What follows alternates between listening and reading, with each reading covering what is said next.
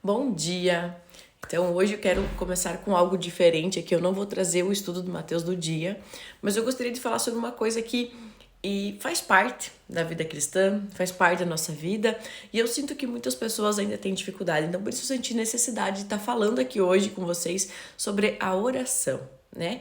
Quem aí se sente confortável em orar? Quem aí sabe como orar, né? Você até já se perguntou, como que eu devo orar? O que é orar, né? Muitas vezes a gente tem a oração modelo de Deus, que a gente já viu aqui no estudo, e a gente adota aquilo como nossa oração fixa, né? E a gente acaba repetindo as mesmas palavras dia após dia, toda vez que a gente ora, e a gente nem sabe muitas vezes o significado, né? Fica uma coisa padrão, uma coisa robotizada.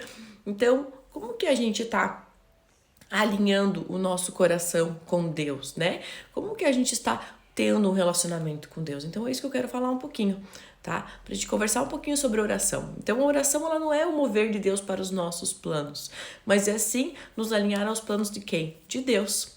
Quantas vezes a gente ora como se a gente estivesse diante de um balcão de pedidos, né? Esperando que Deus nos atenda conforme a nossa vontade, né? É sempre a nossa vontade, né? Quantas vezes as nossas orações se concentram em pedir que Deus faça a nossa vontade em vez de buscarmos a vontade dele? Quem aí se identifica com isso? Jesus, ele nos ensinou a orar de uma forma muito clara, como eu falei, né? Ele fala lá em Mateus 6, venha o teu reino, seja feita a sua vontade, não fala? Ele não fala para nós, peçam conforto, peçam dinheiro, peçam riqueza, peçam poder, peçam status. As petições centrais são muito claras, livrar-nos do mal, dar-nos o pão de cada dia e que venha o teu reino. Olha só, preste atenção. Ou seja, eles nos chamam a depender totalmente dele. O essencial é depender de Deus e todas as outras coisas ele nos acrescenta. E o mais lindo é que ele mesmo nos garante isso. Quando buscamos primeiro o reino de Deus e a sua justiça, todas as demais coisas nos serão acrescentadas. Pega a sua Bíblia, tá lá em Mateus 6,33. Diz assim, buscai, pois, primeiro lugar o reino de Deus e a sua justiça. E todas essas coisas vos serão acrescentadas. Tá lá na Bíblia. Então, quando Jesus nos ordena buscar primeiro o reino de Deus e a sua justiça, o que ele está nos mostrando? Ele está nos mostrando uma ordem de prioridades. Então, a nossa vida de oração, ela não deve começar com as nossas necessidades pessoais, mas com o desejo de que o reino dele seja estabelecido em nós e através de nós. E a promessa dele é clara, quando o reino ocupa o primeiro lugar, Deus se encarrega de acrescentar tudo aquilo que a gente realmente precisa. Nem sempre é o que nós queremos, mas o que é necessário para viver no centro da sua vontade. Isso significa o quê? Isso significa que quando a gente coloca o reino em primeiro lugar, tudo que a gente precisa realmente nos será dado por quem? Por Deus. Então, Deus cuida realmente do que a gente precisa. Já parou para pensar nisso? E hoje, como está o seu relacionamento com Deus? Você tem lido a palavra ou só quando a gente vem aqui? Você tem separado um tempo para orar ou você nunca ora? E quando você ora, pelo que você tem orado? Será que temos buscado a vontade de Deus ou será que nós só temos apresentado a nossa lista de desejos pessoais? Né? Será que estamos mais preocupadas em pedir para ele resolver os nossos problemas imediatos do que satisfazer a sua vontade e buscar o reino? Será que é isso que está nas nossas preocupações e que externalizamos nas orações? Essas são perguntas que precisam nos incomodar, que precisam nos constranger. Como vamos fazer a vontade de Deus se a gente não tem um relacionamento com ele? Né? A gente não tem uma vida de leitura da Bíblia, a gente não tem uma vida de oração. Como?